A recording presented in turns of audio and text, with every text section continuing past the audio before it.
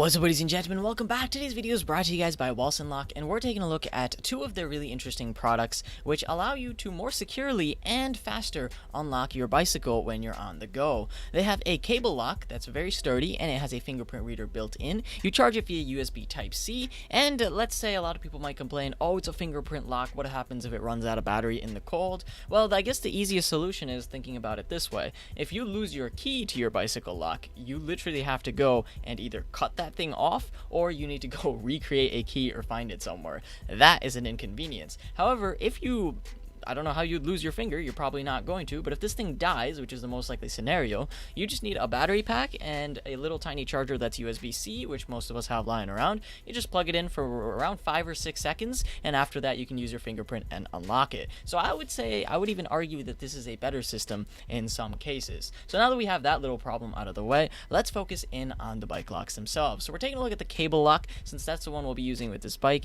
and then if your bicycle or motorcycle or whatnot has a disc brake system, you can go ahead and use the smaller disc brake lock that they offer.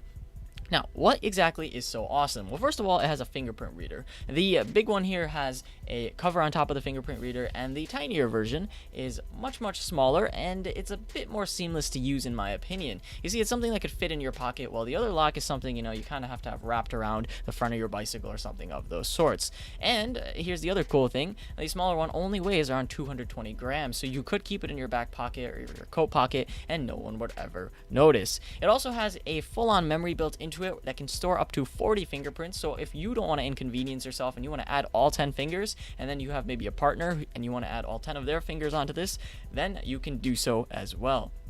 Now, here's the other thing. Once you fully charge it, I actually let these die for the sake of seeing how long they would take to charge up, because you might be in the cold and you might need to unlock your bicycle, and if you just plug it in, if it takes an hour and a half to charge just so you can unlock your bicycle, that's not convenient. But this thing charges in 3 or 4 seconds, and then you can just have it plugged in and you can unlock it with your finger. Now, the standby time on this when you actually go and charge it up fully is 3 months, so the odds of it dying is not very, very high. And there could be other issues as well. Some of us might complain about the fact that, hey, is this thing waterproof? I have a mountain bike. I need this thing to, it needs to be able to handle everything. And I would say these look very, very durable. They're made out of very premium materials. And here's the cool thing. They're IP65 waterproof as well. So if you want to leave your bike out in the rain or the snow or something of those sorts, then this is probably the way to go. How awesome is that? Now, traditionally, we use maybe one lock on our bicycle. However, because now it's so seamless, in traditional aspects, you would have to rummage for your key, and then you would have to twist it, and after that you would have to take the rope and put it around, or whatever lock system you have, and it just takes extra time. And when you're in the cold, you just don't want to deal with that. However, with this, you simply place your finger, 2 seconds later, you have the whole thing off, placed in either your backpack or your pocket, and you're set to go. If you want even more protection, then get multiple ones, or even both variations of it, and just wrap it around each wheel. And because it's so seamless to install and uninstall, it's not that hard to have both of them, and that way no one's going to steal either of your wheels, which if you're in a city can be a really common problem. Another aspect of this is that's kind of nice is the fact that this might confuse some people as well. If someone is trying to steal your bicycle and they're trying to run off with it or something of those sorts, and it's attached to a pole or something, and they might use traditional methods to try to unlock it. So they use their lock-picking tool or whatnot to try to go and unlock it, or their wedge-shaped hammer or whatever they have, and then they come over and they look at this thing and they're like, what is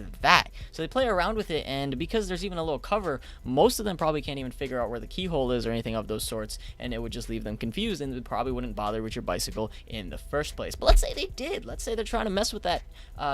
They're trying to mess with it and try to get into it with sheer force. Well, the cable lock can withstand up to 12 tons of sheer force. It has anti-drilling built into it, and you have picking resistant components. This one, unlike the tiny one that fits in your pocket, actually has IP67 waterproofing. So if you're using this on a mountain bike or any rugged terrain and you're just leaving it lying around, then this is probably the way to go.